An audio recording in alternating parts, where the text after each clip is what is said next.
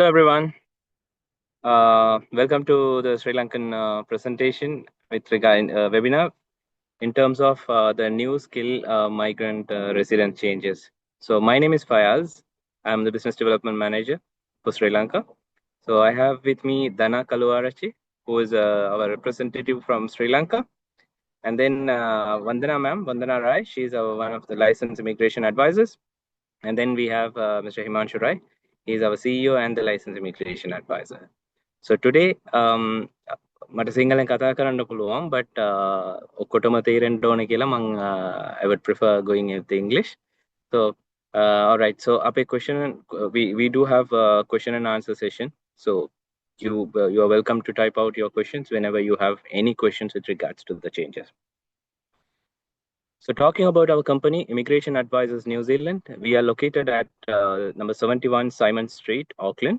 Most of the uni students must be aware of us because we are just next to University of Auckland, and a little bit further if we drive around, like the Auckland University of Technology, and then we do have the polytechnics and the private colleges around us as well. Myself, as I mentioned, Fayaz Amanullah. I look after Sri Lankan market. I'm the head of business development for Sri Lanka.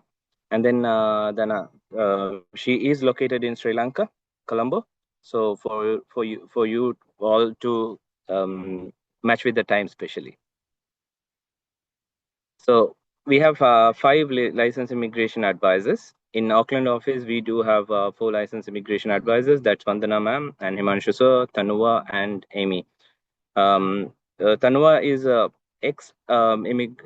Immigration New Zealand staff. She had been working with the Immigration New Zealand for about 20 years before she joined us. So from here onwards, Vandana ma'am will be taking over. She will be able to explain all the changes, whatever happened, which is effective from 2026 August. Ma'am, over to you. Thank you, Fayaz. Welcome, everyone. Thank you for taking out time. The reason why we thought of having this webinar is because we were getting a lot of questions on the changes that have recently been announced, and we thought it's better to give you detailed clarification on this. We hope that you would have all the information that you are wanting to hear by the end of this session. Please keep your questions ready. Feel free to put your questions in the Q&A box, and we would have time to answer your questions towards the end. So 23rd of this 23rd of this month. So sorry, 23rd of September was a good day, a day that a lot of you would remember because very good changes were announced. And these changes were announced as part of the growth Going for Growth Education New Zealand policy, and they're looking for growing the international student numbers. And in line with that, these changes were announced on the 23rd of September 2025. These changes will come into effect from August next year, that is August 2026. So what are the major changes announced? The first one was there 2 new residence pathways have been announced. One is a skilled work experience pathway. The other is a trade and technician pathway. So these are 2 new paths leading towards residence. What else has been announced? The points for New Zealand qualifications have been increased. So earlier, New Zealand qualification and overseas qualification, if at the same level, were given same points. However, when these changes are implemented next year, New Zealand qualification would get more points than overseas qualification. And the third thing that has been announced is the wage rate. A lot of clients, a lot of migrants were worried because they were required to meet the median wage requirement 2 times in their work experience timeline, and that would also be changed when the changes are implemented next year. However, the other changes of the job offer, health, character, English requirement, everything else remains the same. So I've just given a brief and we will dig into deep and understand what these changes are. So to begin with, the 2 pathways that have been announced. The skilled work experience pathway, what does it mean? Who does it cover? Why has it come into effect, or why was it so important? So New Zealand saw a lot of workers working here. These workers were working on an accredited employer work visa. A lot of them did not have qualifications. They had no pathway towards residence, and they were coming closer to their maximum continuous stay. What that meant was they would have had to leave New Zealand and go back if nothing changes. So this change will bring in a lot of hope for these migrants already working here. So what is the first requirement? The role that they are working must be skilled. That means it must be in ANSCO 1, 2, 3. So all those who are in New Zealand working in an ANSCO 1, 2, 3 position, they may be eligible even if they had no qualification and their role wasn't in the green list. The other requirement, they should have at least 5 years of directly relevant experience. And out of those 5 years, 2 years has to be in New Zealand. 2 years in New Zealand has to be on 1.1 time the median wage rate, and all the other residence requirements remain the same. Few things that we still will await clarification is how would Immigration New Zealand assess whether their work experience is directly relevant or not? What have they really declared in their accredited employer work visa application when they submitted to work here in New Zealand? These are few things that these workers would really need to be aware of, streamline to prepare themselves for the upcoming changes. But definitely a good news for all those who are on a work visa, had no pathway to residence, probably can explore this one. The next path. The next path that has been announced is the trade and technician path. So the trade workers even now have a pathway to residence. A lot of trades are in green list. However, the wage requirement for trade workers was much higher, and not all trade workers will earn more than 1.3 times median wage or 1.5 times median wage. So that is why trade workers who are just getting the median wage, again, this is good news for them. So first thing that it is very important is that specified trade and technician roles. This pathway is only for specified trades and technician roles. What those specified trade roles will be, we have to wait and watch, because this list will be announced very soon. Now, how do the trade workers prepare?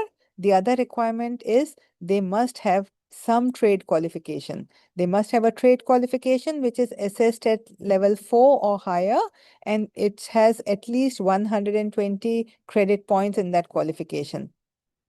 And they must have 4 years of post-qualification work experience.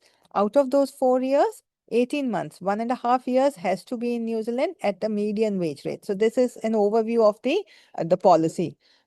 What these workers have to do to prepare themselves, probably they'll have to do the NZQ assessment of their overseas qualification, just to make sure that their overseas qualification is at level 4, whether it is meeting the credit requirement. So something that these trade workers will have to work on before the policy gets implemented next year. So now the next clarification that we wanted to give. New Zealand qualification points have been adjusted. What that means is the qualifications which were previously getting less points, or the qualifications which are currently getting lesser points, would get more points as these changes are implemented. So the first qualification, the New Zealand postgraduate qualifications, we will be able to claim 6 points for a New Zealand Masters or a New Zealand PhD qualification. So that's really a big news, because we do have a lot of international students either wanting to study in New Zealand or already studying in New Zealand. And a lot of times these students are doing a master's qualification. So definitely masters getting 6 points is a big news. What other things will give them 6 points? Some higher, 3 times the median wage, or few registration occupations will get 6 points. Nothing changes in this space. So I'm not covering these in detail because this will remain as it is. A lot of time, people are getting confused because when they see 3 times median wage written, they feel that To claim 6 points, they need to get 3 times the median wage. Definitely not. Why 3 times median wage is written there is because the 3 times median wage also gets 6 points. It is getting 6 points even now, and this will remain the same even when the policy is changed. So major change, New Zealand Masters get 6 points. Other New Zealand qualifications that will get more points is New Zealand Bachelors, a big change here. Currently, New Zealand Bachelors gets 3 points, and then the applicant has to get 3 more points, for which they have to work for 3 years in on a post-study work visa in a skilled position to then get the remaining 3 points. So definitely a big news because now New Zealand Bachelors with the change announced can get 5 points instead of three. Other qualifications, honors degree, PG diploma, PG certificate, or overseas masters will also get 5 points. Overseas qualifications are still eligible to claim points, and PhD again 6 points. Nothing changes in this space. Overseas masters currently gets 5 points. Nothing will change in this space. Overseas bachelor's, honors, PG dip, PG certificate will get 4 points. So overseas bachelor's also, instead of three, it has been increased to four with the upcoming changes.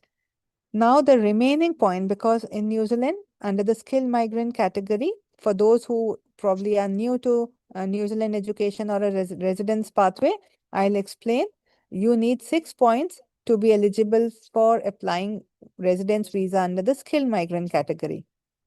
So if your qualification is not giving you 6 points, you need to make up for the remaining points with your skilled work experience. So plus 1 year work experience gives 1 point, and they have adjusted the work experience points in the coming change with the coming changes, meaning that if you need, let's say, if you have 4 points, you would only need 1.5 years of work experience instead of 2 years. So even the work experience has been adjusted so that the applicants have to wait lesser time to be eligible to apply for residence. So good news in both these spaces, New Zealand qualifications, even work experience duration. And we move on to the next slide. In this slide, I'll try and give you a comparison of what things are currently and what things will be with the new setting, so you understand what we have been discussing in more detail. So if we see the New Zealand PhD or even the overseas PhD, currently gets 6 points. In the new setting, remain 6 points. There will be no change. New Zealand Masters, this has a major change. Currently, New Zealand Masters, students with a New Zealand Masters can claim 5 points. When the change is announced, they would be able to claim 6 points instead of five. What that means is, if they have 6 points with their qualification, they would be able to apply for residence straight away under the skilled migrant category if they have a skilled job offer or they are working in a skilled position. What is a skilled job offer? That is a job which is in ANSCO 1, 2, or 3 with median wage rate, or if the job is in ANSCO 4 or 5, they need to get 1.5 times the median wage rate. The job has to be with an accredited employer. So a lot of other things. It has to be a full-time permanent position, ongoing position. If it's a fixed term employment, it should be at least 12 months of fixed term. So a lot of other things before you can tick box of a skilled employment. But I'm just giving you a brief on what are a few things that would need to be ticked off. New Zealand PG diploma or honors. So just I will current setting 4 points. When the new setting comes in, it will get 5 points. Then you would need 1 year work experience. And then New Zealand bachelors. So that's again a big thing. Like I said, currently only gets 3 points. With the new setting, will have 5 points, and then 1 year work experience. I've kind of explained now. All those who are probably thinking of studying in New Zealand or are currently studying in New Zealand have another question which is coming up quite commonly for us. Few students who were scheduled to start in February next year are calling us to ask, hey, should I delay my study plan because this change will come in August? Will that mean that only those people who start the study in August will be eligible? I would say no, it has never happened. If a qualification is eligible to give you certain points, it is eligible to give you those points irrespective of when you started this qualification. A lot of students already studying are again worried. Again, I would repeat, historically, it has never been that a New Zealand qualification will give you this point if you started this your qualification before this time. The universities are not going to accept that. So please don't worry. If you're in this process of already studying in New Zealand, just focus upskill. Those who are planning to come, you don't have to delay. And those who are still researching, probably research and see if New Zealand interests you. You don't need to wait till August. So we move on to the next slide. Now, what are the pitfalls? I have been, telling those pitfalls as we move and as we were on those specific things, but I would repeat those things again because these are the things that you have to be mindful of. Otherwise, things can go wrong. When we look at the announcement, it has one line which is kind of worrying the industry professionals and the schools and the universities and even the students a lot. And that line reads that applicants claiming points for PG qualification must also hold an undergraduate degree. What does that mean? Does it mean that anyone who is studying a master's qualification will not be able to claim points if that person doesn't have a bachelor's overseas or an undergraduate? We know that a lot of applicants doing a master's here in New Zealand get get the admission based on their work experience and may not have a bachelor's. We will provide clarification on this, whether this line only pertains to a graduate certificate, postgraduate certificate, or this will also extend to a PG diploma or a master's. We will provide clarification as we get on this. A lot of confusion. Second thing is on median wage, which is mentioned in the skilled migrant category, and the market wage rate mentioned in the accredited employer work visa. So I would repeat again, for somebody who wants to apply for a skilled migrant category, the role is considered skilled if somebody is getting at least the median wage rate. Median wage is different from what is the market wage rate mentioned in the accredited employer work visa. Current median wage is 33.56, and the market wage rate could differ based on different jobs. So for a market rate for an IT professional is different. A market rate for a hospitality worker is different. Market rate is something that you are paid, what anybody in that role would be paid. For an accredited employer work visa, your length of visa and other things will depend on whether you are paid the market rate and which ANSCO are you working on. However, if you are thinking of applying for residence later on, your work experience will only be counted if you are getting the median wage rate, or your job offer will only be accepted for residence if you're getting the median wage rate. So please don't get confused in these two. Any clarification, we definitely will be happy to provide. If we move on, please, to the other fine prints that you should be aware of. Now, the two new pathways that have been announced, the skilled work experience pathway and the trade and technician pathway. Immigration in their announcement have said that there would be not open to all occupations. There would be some occupations which they would put in a red list, and some occupations they would be putting in the amber list. This list has not come out yet, but the list will be out. What the red list occupation would mean is that these occupations will be excluded from the new skilled work experience and trade and technician pathways. These people may not be able to, people working in these red list occupation will not be able to follow these two new pathways and would have to test their eligibility under the skilled migrant category. And then the amber list. So the occupations on the amber list will have some additional eligibility requirement for the skilled work experience pathway. And these this amber list occupations will not be eligible for trade and technician pathway. So another thing which people working or thinking of these two new pathways would have to be mindful of is keep an eye what are the occupations that would come in these two lists, and we definitely will update all our followers as soon as this list is out. If we move on, please. Now, the wage rate. So this another important clarification and the change happening on the wage rate requirement, which is kind of taking stress away from a lot of applicants.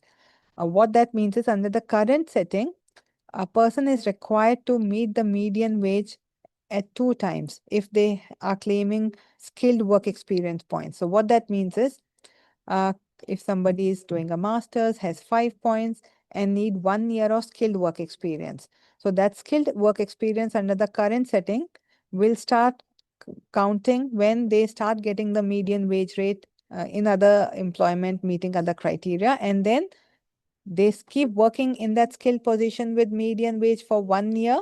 And when they are ready to apply for residence, again, the median would have gone up because New Zealand median wage is reviewed every year. So next, after 1 year, when they are ready with the application, the median would have gone up. And the applicants were required to then meet the new median before they apply for residence. So sometimes that wasn't too easy because the employers may not rise their salary based on what the median wage rate is.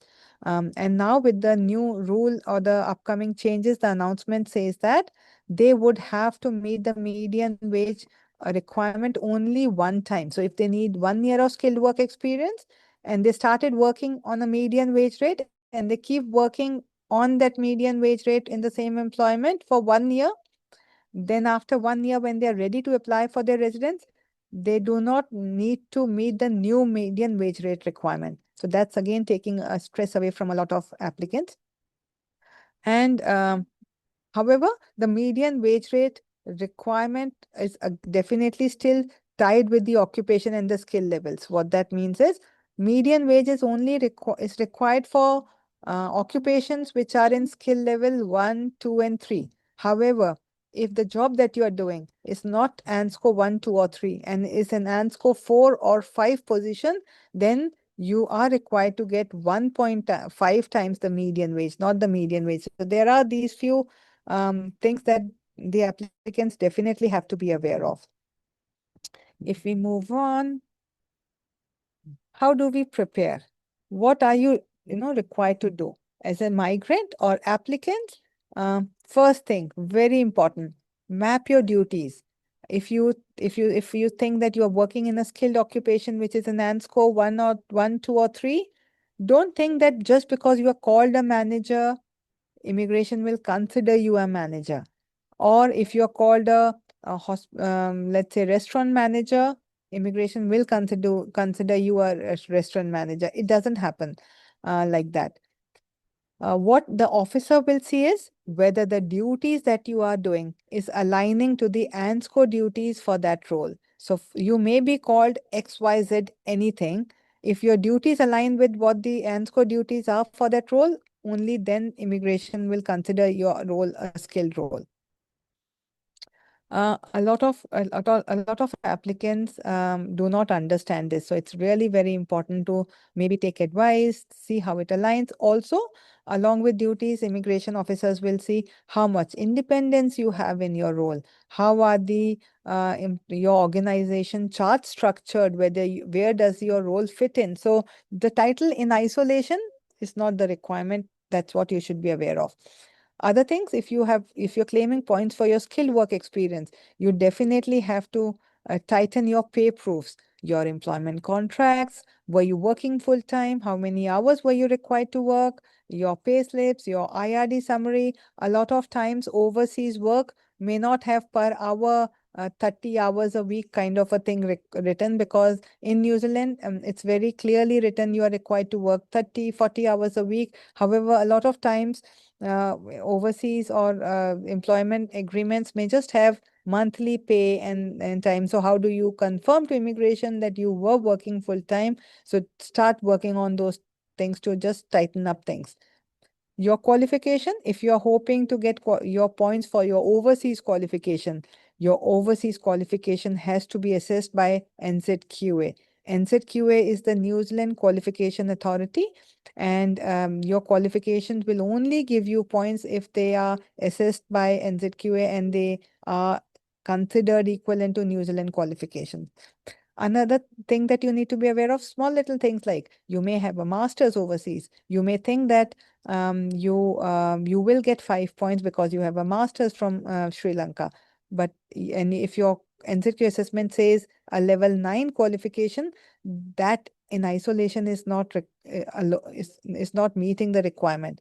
If your overseas qualification is assessed as master's at level 9, you get 5 points. If your overseas qualification is assessed as at qualification at level 9 and not master's at level 9, you may not get 5 points and you may only get 4 points. So small little things, applicants sometimes miss out and then they get it wrong. Make sure that you don't miss out on these things. Your document sequence, your dates, referee letters, whether you have everything that the officer would need to confirm your work experience. Again, plan now. You have few months just to make sure that when the policy opens, you have everything that is needed. And PCC, medical, these are mandatory lodgement requirements. If you are definitely eligible, you must plan PCC and medical, so both are valid when the policy opens. So PCC remains valid for 6 months from the date of issue, and medicals remain valid either for 3 months or if they were previously submitted for 36 months from the date of submission. So a few things that you'll have to time just to make sure that last minutes you are not surprised on any additional requirement. And we move on. If for all those employers that are watching us, what can they do to support their employees? We do understand and we are aware that the skilled employment or the skilled people, the migrants, the skill set these migrants bring here, a lot of employers benefit and they don't want to lose of these the skill set, and they would do anything just to retain these skilled workers. What can they do? Make sure that the job description is correctly aligning with what ANSCO, the employee, is wanting to align the role with. Maybe their organization chart fits in the role the way the immigration officer would need to see. Their payrolls, their market rate evidence are just aligning with everything. If there are inconsistencies that probably you were not aware of, you identify and fix them immediately. If your employee is eligible for more than one path, skill migrant as well, work to residence as well, straight to residence also, then maybe working out with an advisor or the employee to see which pathway probably moves the fastest. So then picking on the right pathway. Prepare any reference letters, maintain clear records of IRD summary, pay slips, aligning the job checks with the visa cycles. What that means is if the if the employee will be eligible for residence, let's say after August in September, however the work visa will expire in March next year, then you definitely have to do something else to retain the skill. You may have to then do a job check so that an accredited employer work visa could be applied for the employee. So again, working on these timelines is very important so that the employers don't lose out on the trained skills that they have in their workplace. And we move on. The timelines, the next steps, and the disclaimers here. Timelines, I've kind of conveyed previously as well. August next year is when this policy will come into effect from. The exact date we are not aware of, and we will keep updating as we get more information. What are the occupations in the green list, red list, or the amber list? Again, or what is the additional criteria listed there for verification and other things? We will have to wait and see. Please be aware. Trade occupations, the trade and technician pathway, which trades will be eligible? Again, we'll have to wait and see. And policy can change anytime. We have seen in last few days, there have been few changes, and every time something changes, immigration just updates their announcement page website. So keep monitoring on what the updates are. It shouldn't happen that you just refer to the first day the policy was announced, and then you believe on that. And in between, things were kind of highlighted and amended few times, and you have to be aware of all those as well. And we move on, please. What are the next steps? Definitely, if you think you are eligible or you could be eligible, book an eligibility assessment. We do eligibility assessment even for those applicants who are not yet eligible for residence but are working on their pathway, on their timelines to see what can they do to be eligible. So definitely we do eligibility assessment for those applicants as well. Feel free to book that with us or do your own eligibility assessment, just making sure that you have all the evidences required, you close all the gaps early, and then you are definitely eligible when you think you are. This information in this webinar is not immigration advice. This is not tailored immigration advice. This is the information that I'm providing. I'm not referring to any specific cases here. So please do not treat this webinar as immigration advice and go wrong on your application process. If you need tailored immigration advice, definitely we would be happy to do that. We would have to see your profile, cite your documents, and would only then be able to give you immigration advice. And your questions now.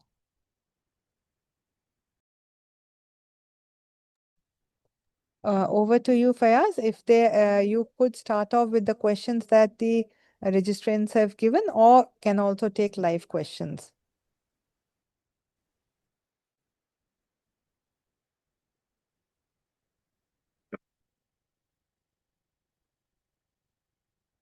So we have a question. After the masters, do they directly qualify for masters for PR? Sorry. Yes. We So have we are already getting explained, but yeah, if you Yeah, could I will explain. just briefly touch again on that. When they say masters gives you 6 points, and you read masters will give you 6 points when the new policy is announced, and you know that 6 points is what is needed, a lot of people can think, okay, I got 6 points, I can just apply straight away. It doesn't happen that way.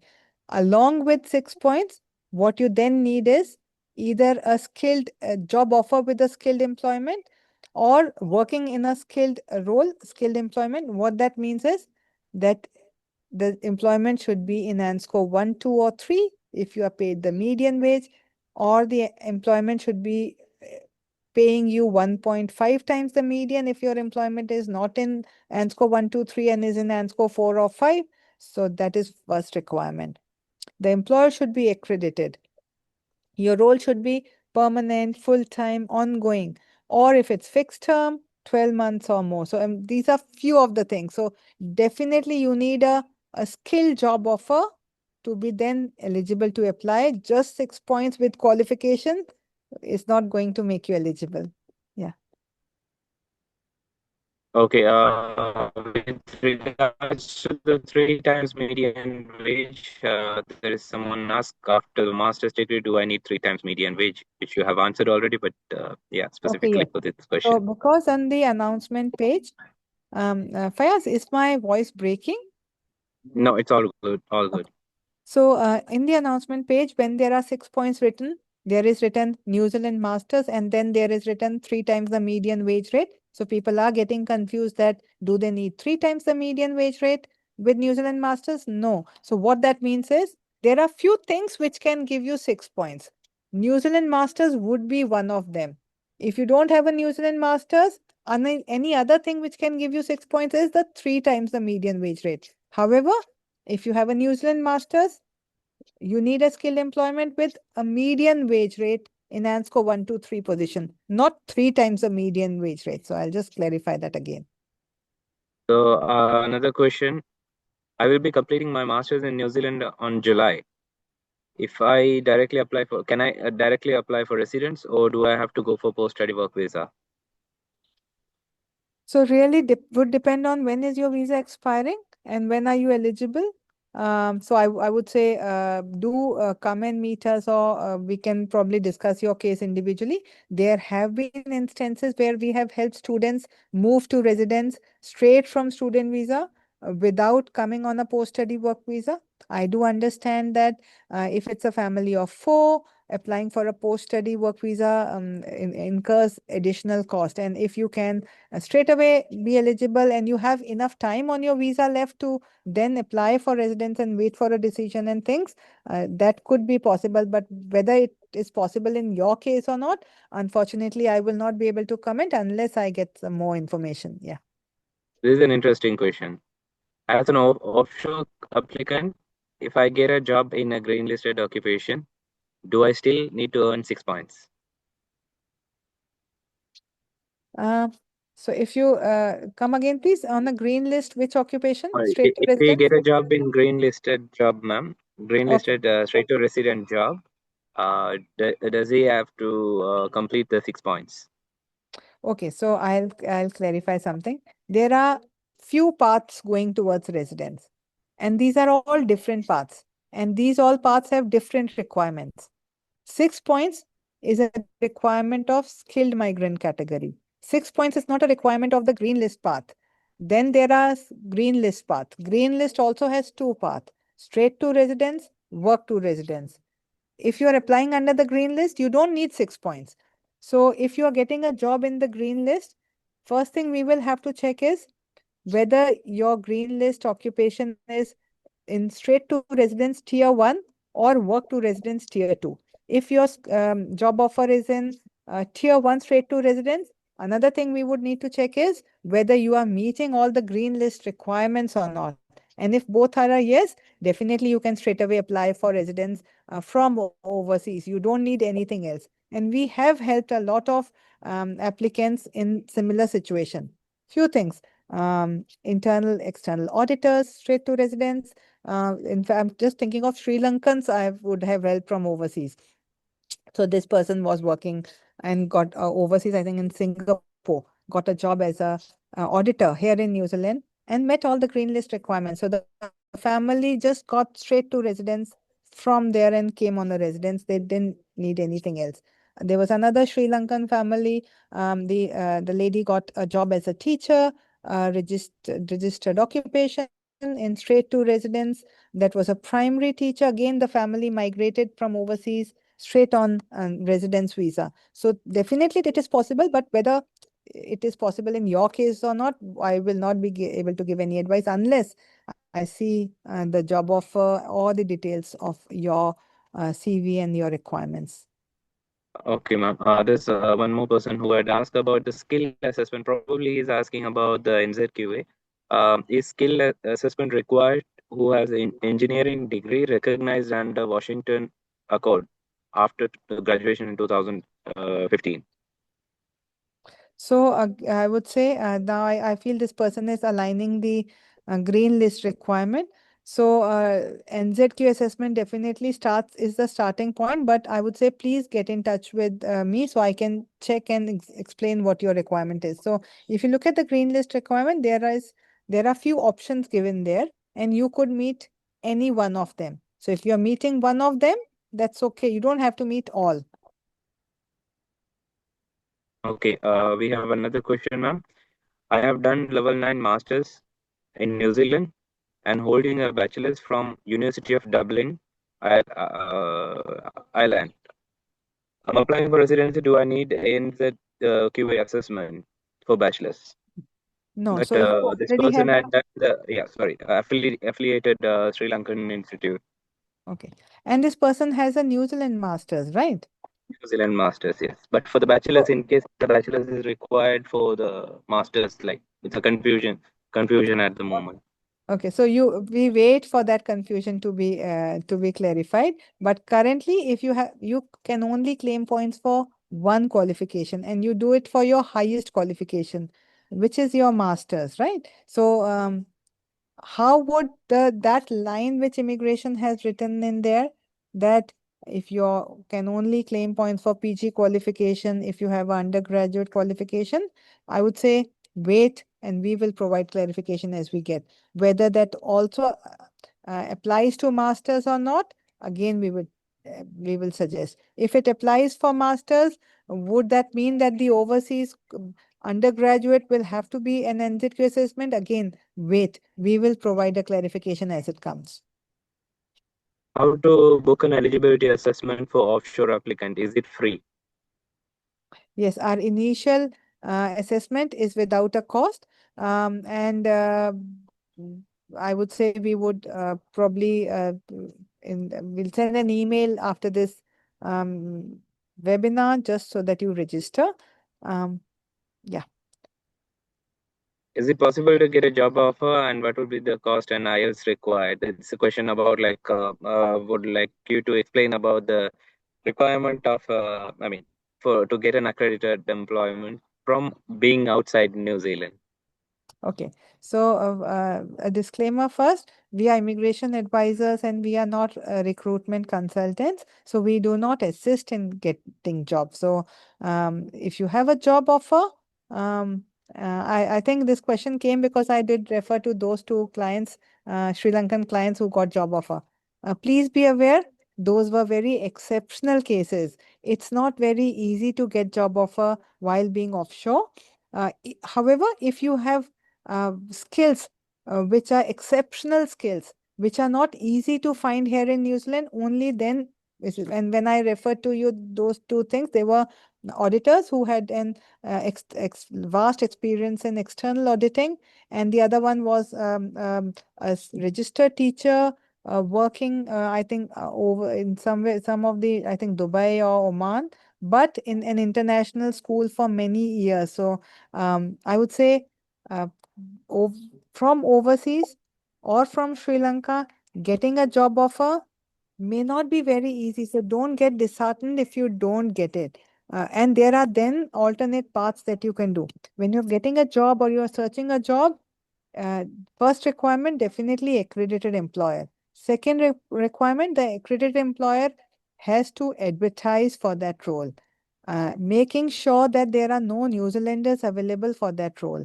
Once nobody applies who are eligible, they have to do a job check with Immigration New Zealand just to be sure that they can confirm there are no New Zealanders available for that role. And then Immigration New Zealand gives a job token. So it's a detailed process. Only those clients or applicants would probably be able to get one who have exceptional skills which are not to be found here in New Zealand. Now, for others, definitely if you want to work here and you're not getting a job and you've been trying for few weeks, few months, I would say then start working on alternate pathways that may be there. And studying and then getting an open work visa is definitely one such path you can take for then being on an open work visa and then finding a job here in New Zealand as well. We have so many questions, ma'am. We have almost 40 questions. All right, so I'll just pick up randomly. All right, someone have asked like, what is your charges for probably for the student visa? For student visa, we do not charge.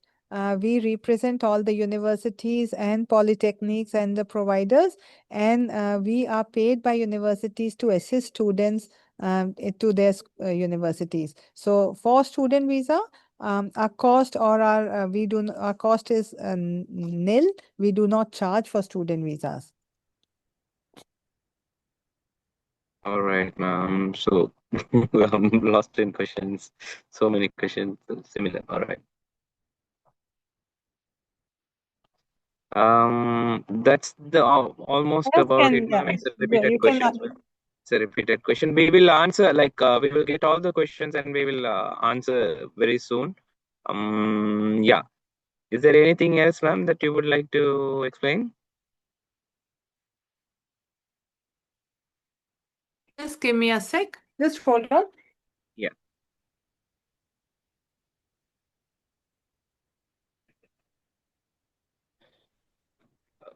Dana, can you please drop the link, contact us link on the chat?